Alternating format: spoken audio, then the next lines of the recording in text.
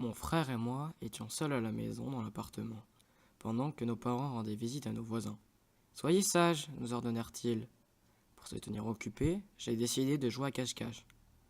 Étant le plus âgé, je tournai la tête vers le mur et commença à compter. J'entendais les pieds de mon petit frère qui cherchait un endroit où se cacher. Prêt ou non, j'arrive m'écriai-je et je partis à la recherche de mon petit frère. Je regardais dans tous les endroits habituels, la salle de bain, derrière le rideau de chaque chambre et sous tous les lits. Mais je ne trouvais pas.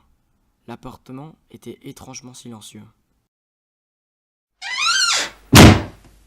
Puis j'entendis un bruit de raclage venant de la garde-robe. J'étais sûr que j'avais déjà regardé.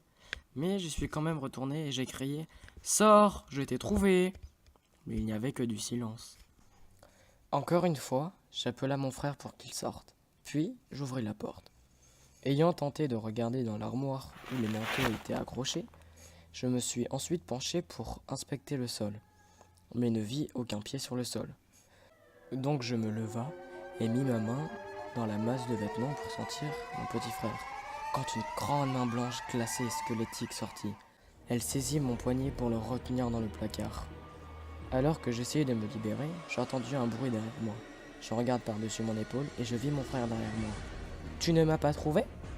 Je crie de peur et tenta désespérément de me libérer de la prise de la main, tout en étant tiré dans l'armoire. Mon frère m'attrapa l'autre main et ensemble, on a réussi à s'en sortir. Après avoir dit cela à nos parents, ils sont partis voir l'armoire et là, plus rien. Elle avait disparu, mais les marques de lutte étaient quand même présentes sur mon poignet. Personne ne sait ce qui s'est réellement passé ce soir-là. Si la main avait aussi réussi à sortir de l'armoire, si quelqu'un l'a aidé ou si simplement cela a été le fruit de mon imagination.